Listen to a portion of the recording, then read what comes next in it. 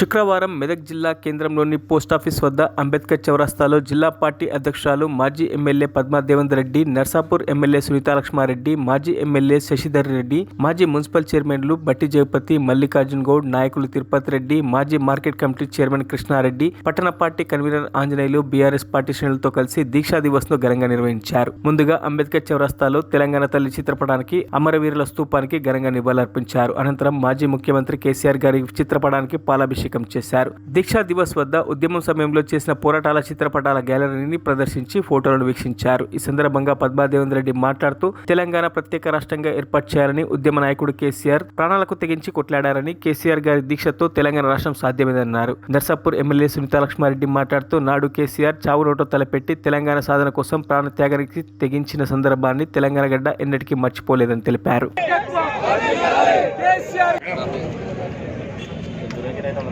జై తెలంగాణ, జై కేసీఆర్, జై తెలంగాణ, జై తెలంగాణ. ఓలో లేట్ ఉన్నా లేకపోతే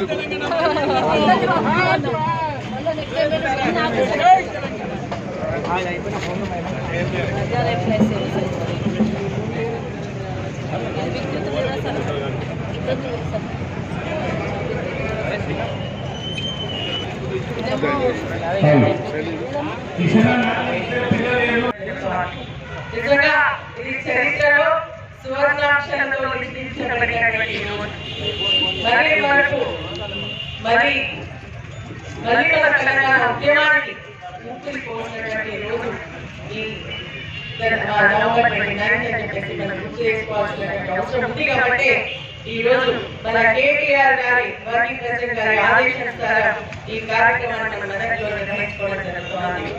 నిజంగా మరి తెలంగాణ వచ్చుడో మరి కేసీఆర్ తెచ్చుడో అనే నినాదంతో ఆమర నిరాహార దీక్ష చేపట్టినటువంటి కేసీఆర్ గారి స్ఫూర్తితోనే ఈ రోజు మనం తెలంగాణను సాధించుకోగలిగిన, తెలంగాణ రాష్ట్రం ఏర్పడింది అని చెప్పేసి మనం అందరం కూడా తెలిసినటువంటి విషయం. మరి ఈ రోజు మరి చాలా మంది మాట్లాడుతూ ఉన్నారు ఏంటంటే కేసీఆర్ గారి వల్ల తెలంగాణ వచ్చిందా, సోనియా గాంధీ గారు వచ్చిందా? సోనియా గాంధీ గారు మరి నేను ఆ రోజు కాంగ్రెస్ పార్టీలో ఉన్నాను. నేను 40 మంది శాసనసభ్యులలో మరి నేను ఒకదాన్ని సంతకం చేసి తెలంగాణ రావాలి అని చెప్పేసి 1999 మధ్యలో ఇవ్వడం జరిగింది. కానీ ఆ రోజు నుంచి మరి తెలంగాణ ఇచ్చింది, ఆ రోజు ఇచ్చేది.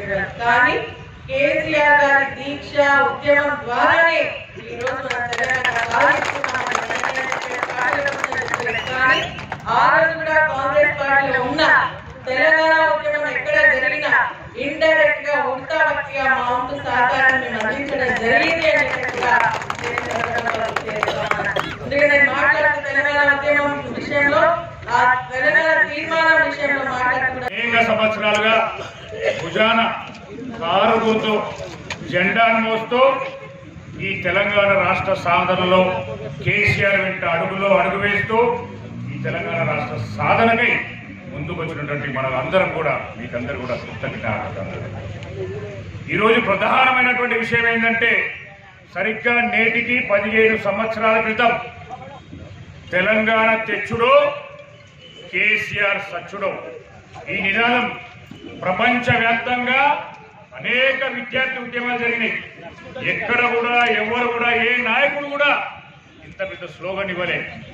అలాంటి స్లోగన్కు ఢిల్లీ మెడలు వంచి తెలంగాణ సాధించి ఈ రాష్ట్రానికి అడగని అనేక ప్రభుత్వ పథకాలు ప్రవేశపెట్టినటువంటి కేసీఆర్ గారు నిజంగా మొన్నటి 2023లో ఏమి గాలి జోకిందో ఏమో, కేసీఆర్ రావాలి, ప్రభుత్వం రావాలి అనుకున్న కానీ చాలా ప్రాంతాలలో మన శాసనసభ ఓడిపోవడం వల్ల మనం ప్రభుత్వాన్ని కోల్పోయినాం. అయినా కూడా ఈ 11 నెలల కాలంలో అనేక గ్రామాల్లో రైతులు, యువకులు, విద్యార్థులు, మహిళలు, సబ్బండ వర్గాల వారు మరి ఎందుకు తీసుకొచ్చినాము ఏమైనా సరే నేను రావడానికి సిద్ధంగా ఉన్నా, నాతో పాటు దేశంలో రావడానికి సిద్ధంగా ఉన్నారు. ఎక్కడ ఎలాంటి భయపడాల్సిన అవసరం లేదు. తెగించి కొట్లాడడం, కొట్లాడితే మన తండ్రి కూడా చూపిద్దాం. మనకి ఆడక ముందు మనకి ఆడేస్తుంది వాళ్ళు చెప్పేటలా కానీ చేస్తుంది కదా. ఎందుకంటే నేను అదే స్కూల్కి వచ్చింది కదా, దానికి ఎందుకు కావాలి సంగతి. మొన్నటికి మొన్న కూడా ఇక్కడే మన మా నాయకుడు రంజిత్ నాయక్ ఉన్నాడు. రాత్రి 12 గంటలకు ఆయన బోరేసుకుంటుంటే స్కూల్ తండ గల్పూర్ మండలంలో వాళ్ళు కాంగ్రెస్ వాళ్ళు వచ్చి బెదిరిస్తుండ్రు.